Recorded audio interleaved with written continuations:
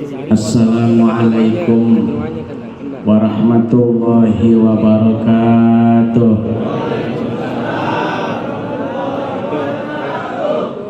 Bismillahirrahmanirrahim. Alhamdulillahil qail.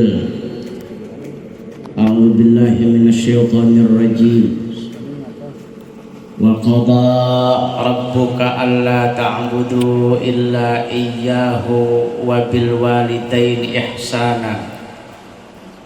Imma yablugha indaka al-kibara ahaduhuma aw kilahuma fala taqul lahumā uffin wa la tanharhumā wa qul lahumā qawlan karīmā wasfid lahumā janaha dhulli minar rahmah wa qur rabbighfir li warhamhumā kamā rabbayani shaghīra. Al-ayah. Shadaqallahul azim. Asyhadu an la ilaha illallah wahdahu la syarikalah wa asyhadu anna Muhammadan abduhu wa rasuluh. Saya ke dalam daya storing nih. Apa di dapur ini, di dapur. Allahumma salli wa sallim wa barik ala sayyidina wa habibina wa syafi'ina wa maulana Muhammadin wa ala alihi wa ashabihi wa ala tabi'ina lahum bi ihsanin ila yaumiddin. Amma ba'du wa ba'da tahiyah yang sama-sama kita muliakan guru kita bersama Al-Mukarram Al-Ustaz Kiai Haji Baihaqi Mustafa, Al-Mukarram Al-Muhtaram Al-Ustaz Kiai Haji Bustiri, Al-Mukarram Al-Muhtaram Al-Ustaz Kiai Haji Ahmad Bayadha Isqi, Al-Mukarram Al-Muhtaram Al-Ustaz Kiai Haji Ahmad Nasar Kiai Haji Arfan, orang tua kita Al-Mukarram Al-Muhtaram Al-Ustaz Haji Qamaruddin, para guru, para sesepuh dan tokoh masyarakat yang selalu saya junjung tinggi fatwa beserta nasihat-nasihatnya yang tidak kami sebutkan namanya satu persatu. Insya Allah tidak mengurangi rasa mahabbah, ta'zim dan kecintaan kami kepada beliau, terkhusus keluarga besar sahibun niyah al-maghfurlah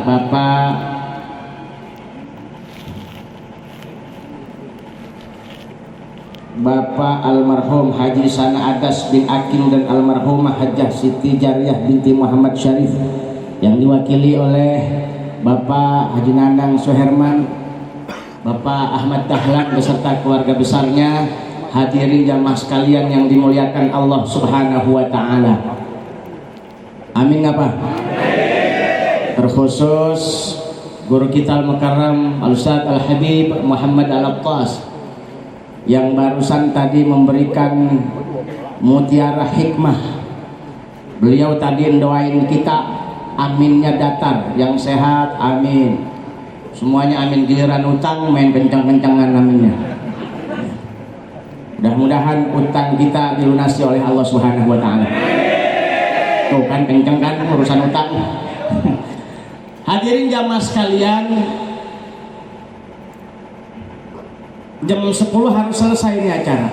Sekarang jam 10 kurang 10. Jadi dikit-dikit saya petik dari yang disampaikan oleh guru kita lah Habib Muhammad Al-Abtas dari Bandung, Habib ya. Dari Bandung ya. Alhamdulillah.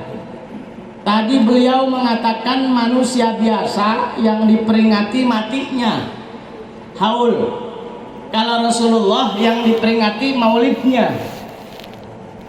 Kenapa? Karena yang namanya Rasulullah walaupun jasadnya sudah mati, pada hakikatnya lebih hidup dari makhluk yang hidup. Makanya pantas kata Nabi, hayati khairul lakum tuhadditsuna wa yuhaddatsu lakum. Kata Nabi, hidupku baik untuk kamu semua. Aku berikan engkau hadis. Apa yang kau tanya aku jawab, kata Nabi. Nabi hidup baik buat kita semua. Wa mamati khairul lakum, kata Nabi. Kematianku juga baik untuk kamu. Tu'radu alayya a'malukum. Setiap yang kau lakukan dipertontonkan di hadapan kanjeng Nabi besar Muhammad sallallahu alaihi wasallam. Malam ini kita kumpul bareng. Ditonton tuh, dipertontonkan oleh malaikat di hadapan Rasulullah. Ya Muhammad, kata malaikat, nih malam Sabtu biar Indonesia kalah, Le malaikat juga kan tahu urusan bola kan kita doang. Udah dengerin aja udah. Nah. Itu para hambamu kumpul, terkhusus keluarga besar almarhum Haji Sanadas bin Hakim beserta istri, anak-anak yang ngundang tuh, yang datang malam Sabtu, aturan dia kagak baca maulid, pada baca maulid. Amin apa? Itu dia pada baca Yasin, tahlil, zikir, doa. Ketemu dengan para tuan guru semua di sini.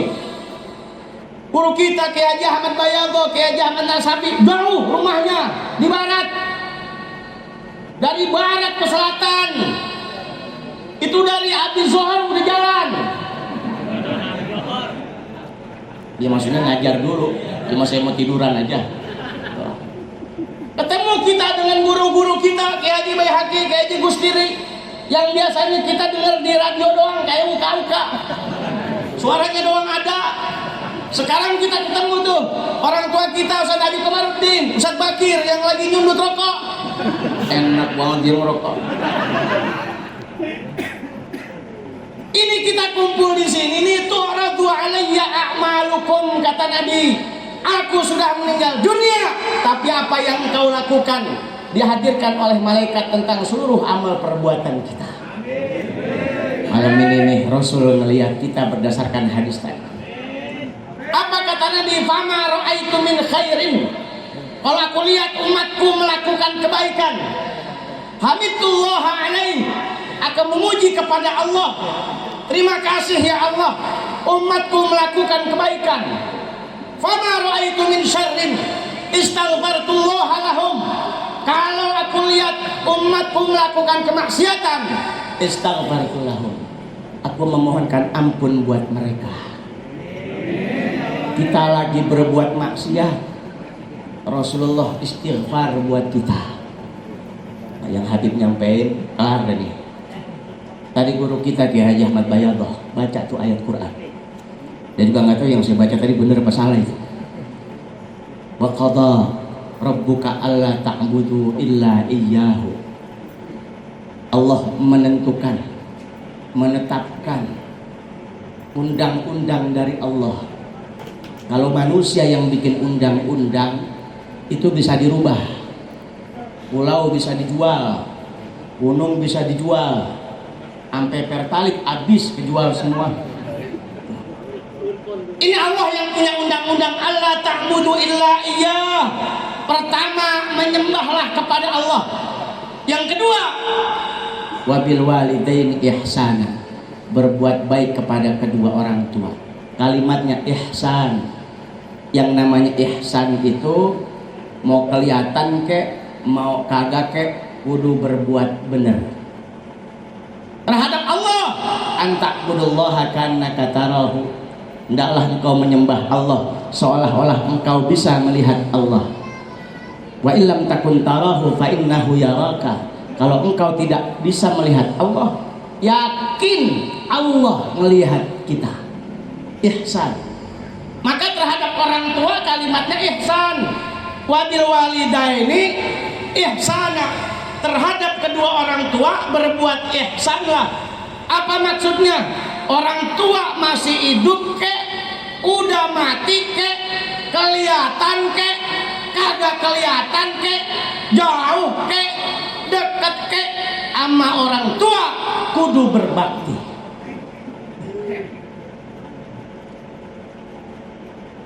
Imma yablughanna indakal kibar ahaduhuma aw kilahuma, yang orang tuanya masih hidup, salah satu di antara keduanya atau mungkin dua-duanya. Baba kita udah tua, emak kita udah tua. Apa kata Allah dalam Al-Quran tadi yang dibacakan oleh guru kita?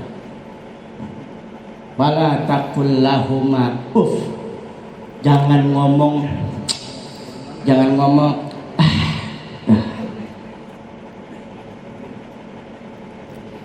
Gidah ke pasar beli jeruk, besok mau ada nujuari, biasa kita bawain jeruk, ngomong dah baru buat pulang besok ke pasar. Ngomong cek aja kagak boleh, ngomong aja nggak boleh, ngomong aja nggak boleh. Ditegesin lagi sama Allah, wala tanharhuma, jangan bentak. Ditegesin lagi tuh, wala tanharhuma, jangan bentak ngomong sama orang tua. Ya Allah, ini kerjaan kita, kerjaan saya. Kita ngomong kasar sama orang tua, kita bentak orang tua. Kalau Allah ngingetin lagi tuh, wa qul lahuma qawlan karima, ngomong sama orang tua dengan bahasa yang mulia, dengan bahasa yang lembut. Yang masih hidup orang tuanya, jangan pakai, kalau diperintah jangan pakai wala tanharhuma, jangan nada yang tinggi, jangan bentak-bentak. Wa qul lahuma qawlan karima, ngomong yang enak. Ini aja kalau kita pikirin, ya Allah, segunung dosa kita. Mau sholat, mau puasa, mau sedekah, mau zakat, dibandingin dengan ucapan kasar sama orang tua, kita lebih banyak dengan kasar sama orang tua. Allah ingetin lagi tuh, wasfid lahuma janahal dzulli minar rahmah, rendahkan sayapmu serendah-rendahnya, hinakan dirimu sehina-hinanya di depan orang tua dengan penuh kasih sayang dan cinta. Doain orang tua, ya Allah, ampuni orang tuaku, sayangi orang tuaku sebagaimana mereka menyayangiku di waktu kecil. Dan ini jadi syarat doa.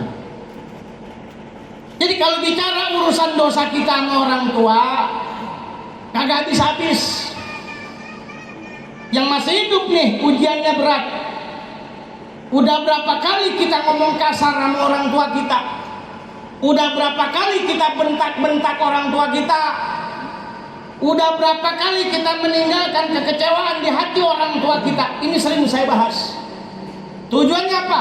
Buat ngingetin, kalau orang tua masih hidup, ujiannya gede, berat. Dia harus korbankan semua yang dia cinta dalam rangka berbakti kepada kedua orang tua. Ini orang tuanya masih hidup, berat ujiannya. Makanya Alqamah, siapa yang nggak kenal Alqamah? Alqamah itu sahabat Nabi. Kalau sholat di shaf pertama, Nabi yang jadi imam, Alqamah yang jadi makmum. Cakep nggak tuh Alqamah? Cakep nggak tuh Alqamah? Cakep. Satu ketika Alqamah sholat subuh kesiangan, kagak ngikut jamaah bareng Nabi. Maksudnya kesiangan tuh nggak ikut jamaah bareng Nabi, bukan kesiangan bangun jam 8, bukan. Jam 8 bangun tidur langsung sholat subuh, sholli fardhu subhi raka'ataini mustaqbilal qiblati, kesiangan lillahi ta'ala, bukan. Ini maksudnya kagak sempet kebagian waktu sholat jamaah subuh bareng sama Nabi. Nangis Alqamah. Sampai sahabat yang lewat depan rumahnya itu dengar suara tangisan Alqamah. Sahabat bertanya, ada apa wahai sahabatku Alqamah? Alqamah menjawab, aku merasa kehilangan seluruh hidupku lantaran aku tidak ikut jamaah subuh sekali bareng Rasulullah. Kagak sholat subuh jamaah, nangis. Kagak sholat subuh jamaah, nangis. Pagi-pagi nangis. Di sini ada nggak yang pagi-pagi nangis? Lewat gang.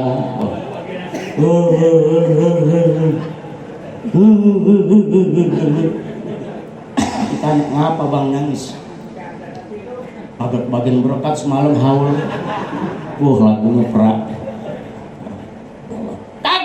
Jamaah sekali bareng Nabi, nangis. Tuh Alqamah yang pada akhirnya untuk mengganti satu sholat subuh berjamaah bareng Nabi yang tertinggal, seluruh hasil panen kebunnya dizakatin buat masyarakat. seluruh hartanya dizakatin buat masyarakat. Kagak sholat subuh jamaah sekali. Di sini ada nggak yang model begitu?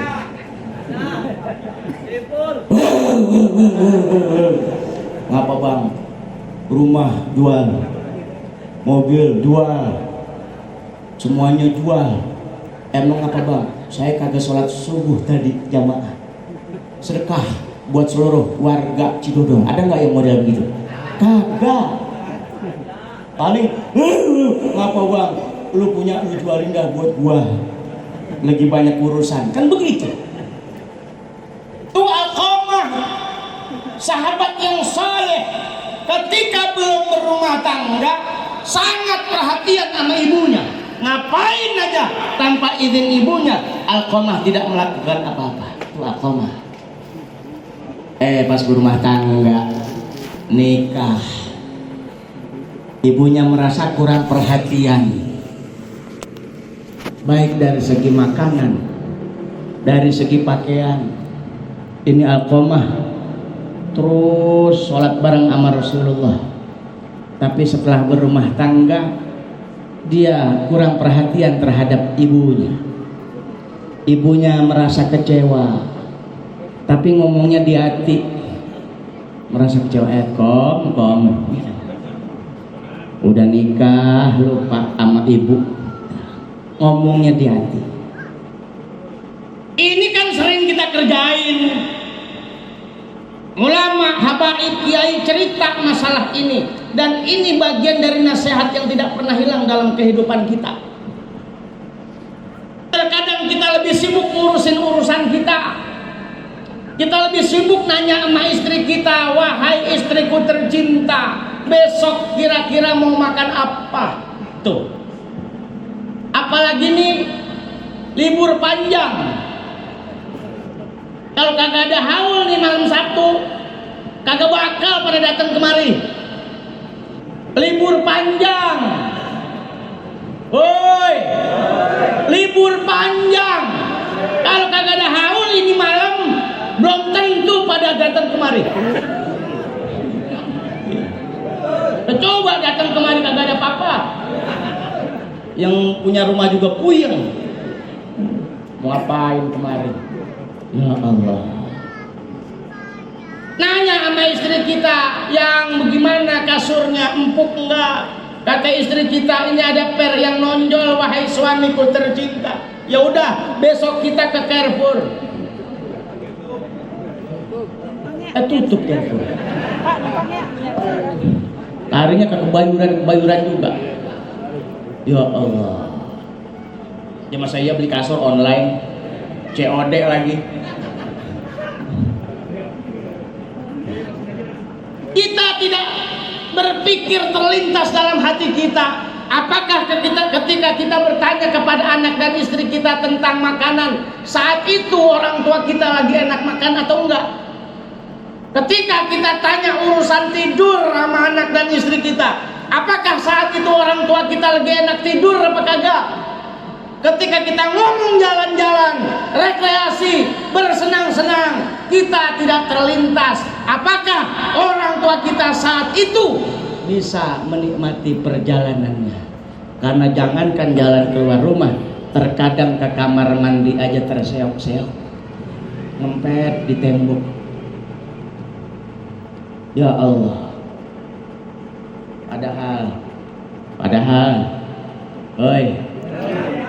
Padahal dulu yang paling banyak ngajak ngomong sama kita orang tua kita. Diajak ngomong kita. Nah, kambing tuna embe, diajarin kita. Lagi naik mobil ada gunung, ngomong nak gunung nona tuh. Mau tidur diajak ngomong, mau makan kita diajak ngomong. Dimandiin sambil diajak ngomong, dihibur. Biar mandiinnya kagak ribet, karena yang namanya mandiin anak susah. Kadang-kadang apalagi dia kencing, dia berak, susah nyebokinnya. Kalau orang perempuan nyebokin gampang, kalau orang laki nyebokin anak susah. Makanya kita punya bini, kalau ada anak kecil tuh bini mau ngaji, anak bawa aja dah. Ngerinya tuh anak berak, bingung kita nyebokinnya. Kita lihat istri kita tuh waktu nyebokin anak, palanya diengkek di selangkangan. Kan begitu. Enak aja anteng. Diem tuh anak. Giliran kita engkek palanya di selangkangan, dia melintir. Kita pegang tangan kanan, kaki kiri bergoyang. Kita pegang kaki kiri, tangan kanan nendang tembok. Pengantin pegel, akhirnya pakai selang dari jauh. Cos. Bersih ceboknya, bersih, cuman tai pada nempel ke tembok. Beberan, kena muka, nempel di pojok bibir. Kayak orang apa namanya? Iya, cembengan maksudnya. Datang cembeng. Ya Allah. Parah ini, parah. Ngapain aja? Orang tua ngajak ngomong sama kita. Udah gede, udah berumah tangga. Orang lain yang diajak ngomong, orang lain yang diajak ngobrol, orang lain yang diajak nongkrong. Nah, Allah. Ini sih saya lagi ngomongin diri saya ini. Ya Allah. Masih kecil kita sama orang tua kita biar bisa jalan. Udah jalan lancar tuh. Udah gede. Udah berumah tangga, udah dewasa. Bukan orang tua yang diajak jalan, orang lain yang sering diajak jalan. Begitu apa begitu? Ya Allah, kita ngomongin dosa kita dah. Ya. Udah berapa suapan tangan ibu kita masuk ke mulut kita. Tapi sampai sekarang nih, yang orang tuanya masih hidup, hitung udah berapa kali nyuapin orang tuanya. Ya. Makanya makhluk yang paling banyak berdusta itu orang tua. Makhluk yang paling banyak bohongnya orang tua. Tukang bohong tuh orang tua. Waalaikumsalam, sehatnya, alhamdulillah. Lu sehatnya, padahal ibu kita lagi masuk angin, lagi kagak enak badan, biar kagak nambah beban pikiran anaknya. Sakit dibilang kagak sakit. Bohong apa kagak tuh? Bohong apa kagak? Ini dimana gue tendang-tendang, dibohong apa kagak tuh? Bohong orang tua kita. Ya Allah. Tanya, udah makan bu? Udah makan pak? Udah. Padahal belum makan. Makanya nih haul kita hadirin wajah ibu kita hadirin wajah ayah kita, hadirin. Lihat tuh mukanya yang sudah keriput, yang kulitnya sudah kendor, matanya sudah turun, hidungnya sudah mulai turun, bibirnya sudah banyak getaran-getaran. Hadirin kalau haul. Urusan berkat mah kagak pakai minta juga ntar dikasih. Tenang. Berkat mah tenang. Woi. Berkat. Tuh, berkat nyambung. Ya Allah. Ini kerjaan kita nih, ya Allah. Jadi bicara haul, kita ngomongin dosa kita sama orang tua kita dah. Makanya ketika Alqamah dalam proses sakaratul maut itu sahabat Bilal datang ke Rasulullah. Ya Rasul, ini Alqamah sakit, terus seperti sakaratul maut, terus bagaimana ya Rasul? Talkinin. Dibisikkan telinganya, la ilaha illallah. Keluk lidahnya kagak bergerak.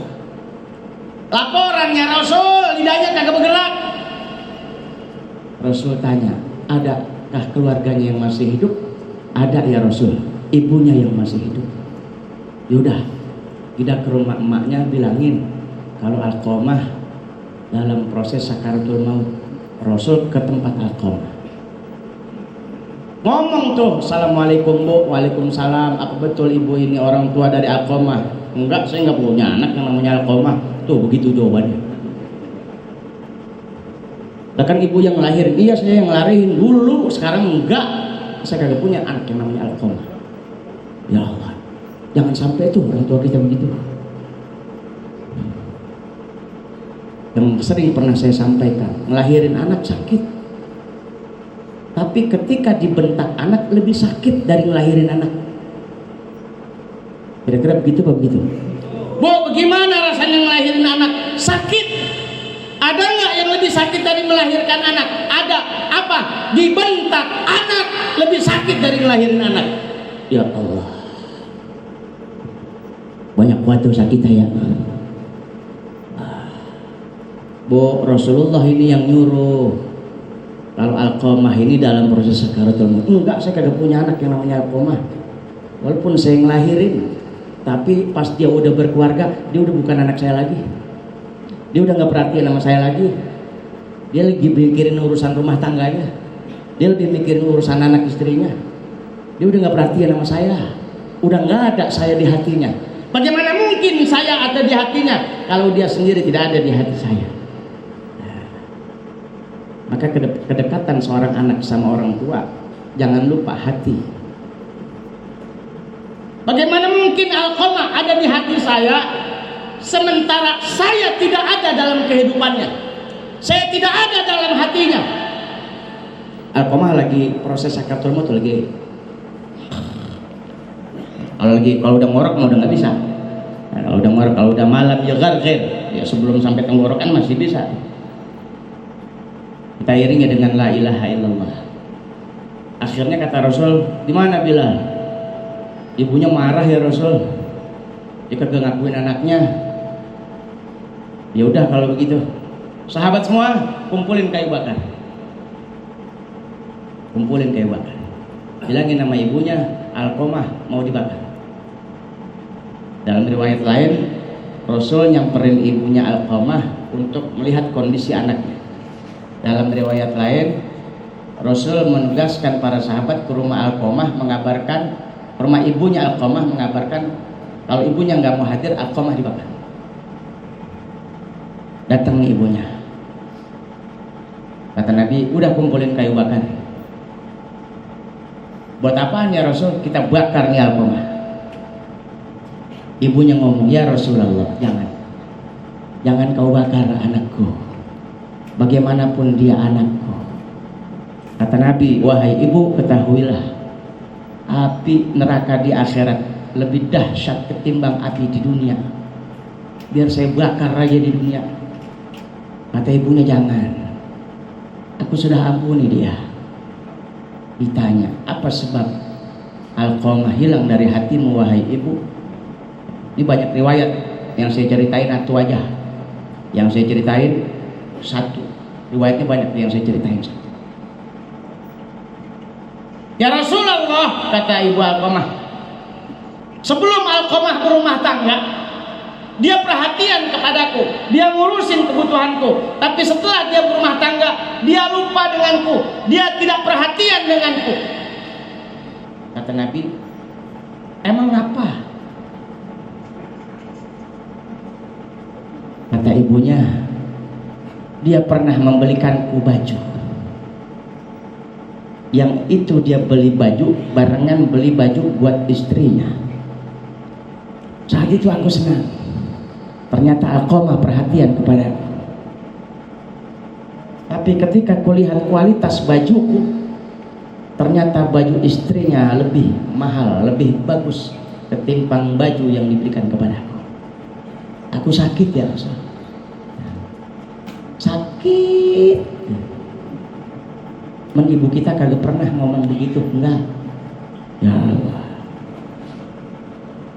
Belum urusan makanan, belum urusan minuman, belum urusan fasilitas dan lain sebagainya. Ini baju aja, ada baju jatuh. Ibunya merasa kurang diperhatiin. Baju istrinya lebih bagus ketimbang untuk ibunya. Kecewanya di hati doang, di hati. Padahal kalau mau dibalikin tanya, semahal-mahalnya baju, kita tidak mampu membayar apa yang sudah diberikan oleh orang tua kita. Nih, kita kontrak di rahim ibu kita, gratis, kagak bayar.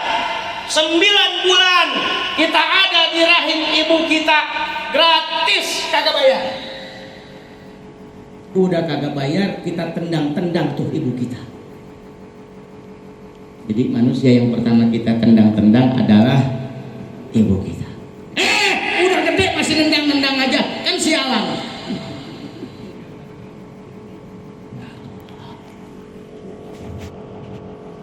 Pernah orang tua ngomong sama kita, ayo bayar 9 bulan nih di perut. Ada nggak? Nggak ada. Lahir udah Allah siapin rezeki pertama tuh air susu ibu, air tete. Kenal tete?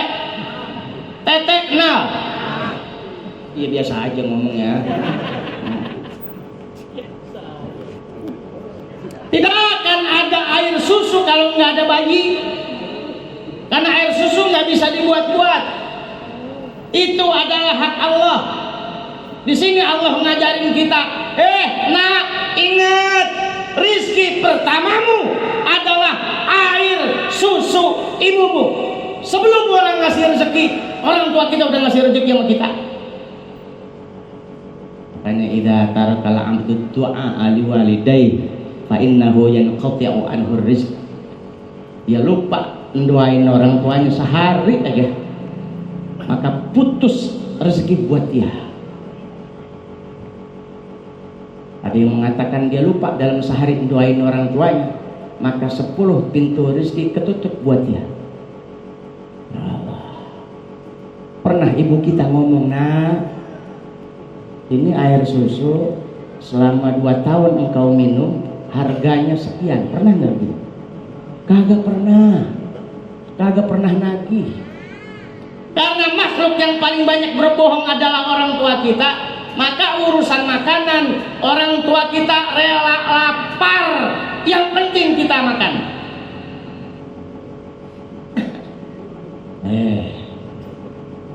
Udah gede mikirin congorangnya sendiri, kagak peduli orang tuanya udah makan apa belum. Pencekek aja rasanya. Kalau di kuburan bisa ngomong. Ini orang tua yang masih hidup.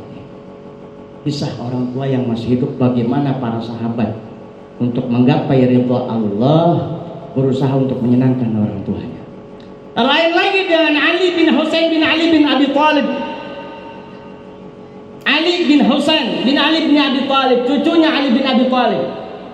Ali bin Abi Thalib punya istri namanya Sayyidah Fatimah Zahra, punya anak namanya Husain. Husain punya anak namanya Ali. Ini Ali dijuluki pada zamannya orang yang sangat berbakti sama ibunya. Ali kenal Ali? Mana?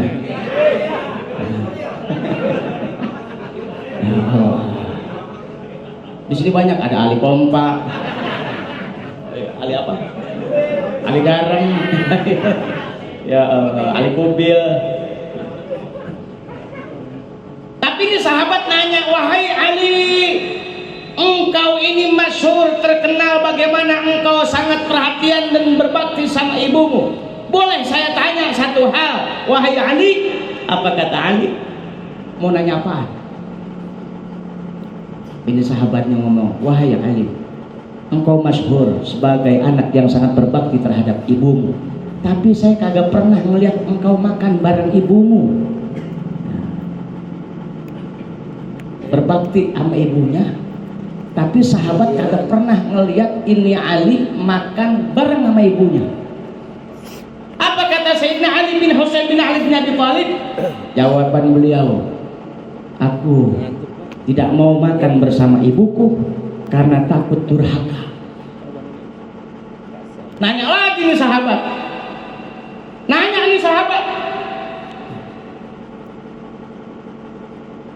nungguin ya. Sahabat nanya lagi, lantaran apa engkau tidak mau makan bareng ibumu karena durhaka? Apa kata Ali? Aku khawatir kalau aku makan bareng sama ibuku, ketika aku mau mengambil makanan, ternyata makanan itu sudah dilirik oleh ibuku. Nangis Ali. Sambil ngomong begitu sambil nangis. Aku bukan gak mau makan bareng. Aku khawatir ketika makan bareng sama ibuku, ketika aku mau ngambil lauk, ternyata lauk itu, makanan itu sudah dilirik oleh ibuku. Dan itu yang menjadi aku takut durhaka. Nah, kita kagak.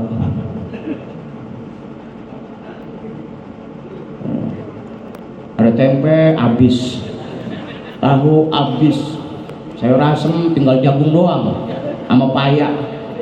Ya Allah. Nah, kita ngomongin kita aja ya. Ngomongin saya dah. Ya Allah. Tuh, Sayyidina Ali bin Husain bin Ali bin Abi Thalib sangat berbakti sama ibunya, saking takut durhaka kagak mau makan bareng. Ditanya lagi, wahai Ali, kalau seandainya itu makanan belum pernah dilirik oleh ibumu, makan aja, jangan pakai repot. Apa kata Sayyidina Ali bin Husain bin Ali bin Abi Thalib? Sekalipun makanan itu memang tidak dilirik oleh ibuku, aku khawatir aku lebih dulu menyuap makanan ke mulutku sebelum ibuku makan. Jadi mau nyuap makanan aja nungguin emaknya nyuap. Kalau kita kagak jujur, kalau kita ya Allah, dosa kita nggak habis-habis. Ibu kita yang jadi pembantu kita, ibu kita yang bawa sambalnya, ibu kita yang bawa sayurnya, ibu kita yang bawa makanannya, ibu kita yang nuangin ke piringnya, ibu kita jadi pembantu, jadi budak buat kita. Kita dilayani nama ibu kita. Ayo makan, ayo makan. Ada saya rasa di Pak Haji, ibu kita nawarin, mau langsung dikuain apa pakai mangkok? Pakai mangkok aja mah. Ibu kita nuangin di mangkok tuh buat kita. Astagfirullahaladzim. Udah selesai kita makan. Siapa yang repot nyangkut ke dapur nih piring kotor? Siapa yang repot nyangkut piring kotor ke dapur? Ibu kita. Makan semua beres. Ibu kita piring kotor ditumpuk-tumpuk, ya Allah dibawa ke dapur. Orang kita mah duduk senderan sambil ngerokok. Ya Allah. Tanpa sadar kita sudah menjadikan orang tua kita sebagai pembantu. Semoga Allah ampuni dosa-dosa kita.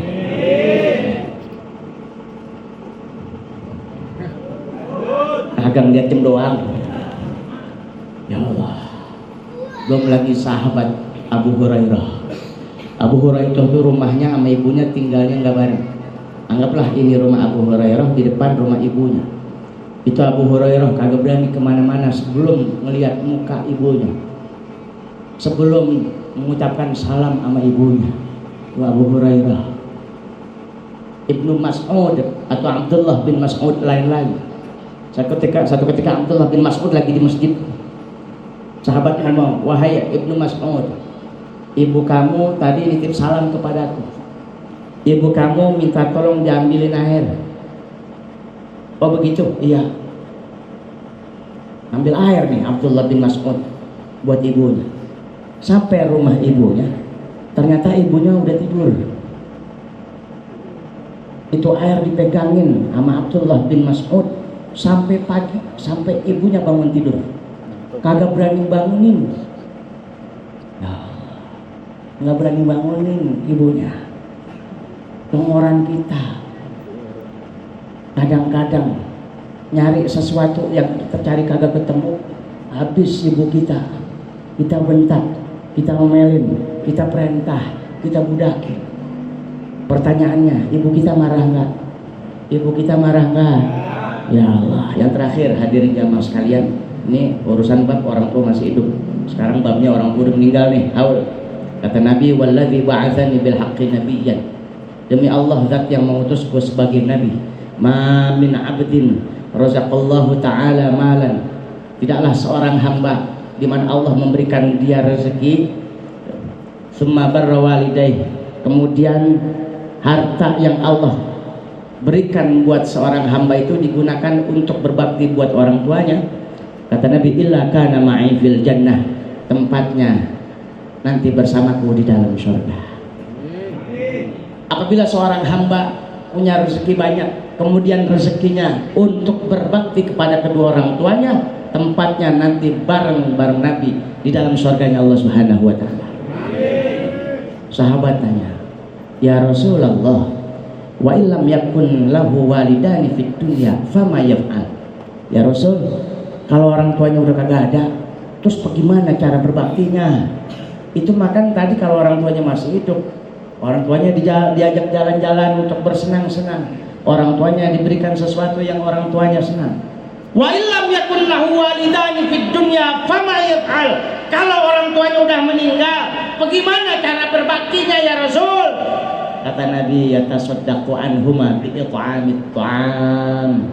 Sedekah pakai makanan, pahalanya buat orang tua yang udah meninggal. Ya Rasul, saya kagak punya duit buat sedekah. Boro-boro buat sedekah, buat hari-harian aja, kurang. Kata Nabi, au qiraatil Qur'an, bacain Quran, pahalanya buat orang tua. Alhamdulillah di sini nih ada majelis Quran Al-Aqsal Ghayat ya. Alhamdulillah tiap malam Kamis dibikin khataman dah. Ada orang yang meninggal dikasih, orang yang meninggal dikasih, orang meninggal dikasih. Masa orang meninggal diomelin, dibiarin.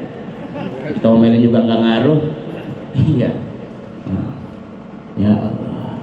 Ya Rasul, saya kagak punya duit buat sedekah, saya kagak bisa baca Quran. Bagaimana cara berbakti sama orang tua? Awit doa, doain aja, doain. Doain bayar nggak? Enggak. Saya sering sampein, kalau orang tua masih hidup emang ujian berat.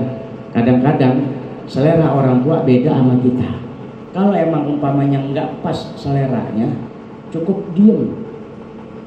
Pertanyaannya, diem bayar nggak? Enggak. Cuman kan susah, gatel nih mulut gatel, bawaannya pengen balikin aja. Mulut gatel, bawaannya pengen jelasin aja, pengen jelasin sama orang tua, pengen nerangin sama orang tua biar orang tua paham, pengen bilangin sama orang tua biar orang tua paham. Sok pinter di depan orang tua. Ya Allah, na'udzu. Kalau nggak cocok udah diem. Ntar bagaimana? Dah, yang penting diam dulu. Ngomong begitu aja kan boleh. Nah, makanya doain nih yang orang tuanya masih hidup, kita semua mudah-mudahan Allah berikan kekuatan dan kesabaran. Jadi kalau orang tuanya udah kagak ada, kata Nabi, sedekah, bacain Quran, doain. Malam ini komplit, khatam Quran ada, baca Quran ada, sedekahnya ada. Alhamdulillah.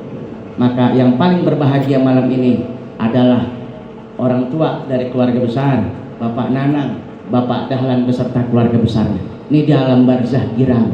Alhamdulillah. Makanya belajar agama tujuannya untuk ingat sama orang tua. Ziarah itu pakai ilmu.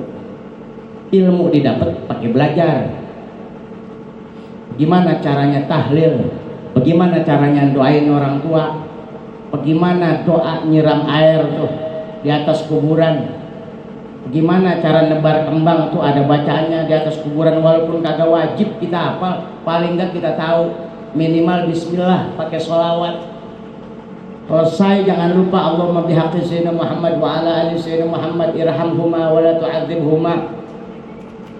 Ditambahin lagi tuh sebelum ninggalin kuburan waktu ziarah, pegang tuh lempengan pala ngadep kiblat, baca inna anzalnahu fi lailatul qadar wa ma adraka ma lailatul qadar, lailatul qadri khairum min alfi syahr.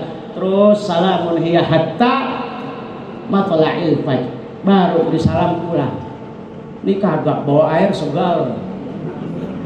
Mana bang, ziarah dong kayak orang-orang. Sampai kuburan, adem ya pak, disiram. Itu kalau bisa ngomong bapak ibu, saya dikucek lo, nggak bisa napas. Ya Allah, jadi dah bismillah. Malam ini yang berbahagia almarhumah almarhum Bapak Haji Sana Adas bin Akim dan almarhumah Ibu Hajah Jariyah binti Haji Muhammad Syarif. Mudah-mudahan Allah terima amal ibadahnya, Allah ampuni dosa-dosanya, dan Allah ampuni dosa-dosa kita sama orang tua kita. Amin ya rabbal alamin. Assalamualaikum warahmatullahi wabarakatuh.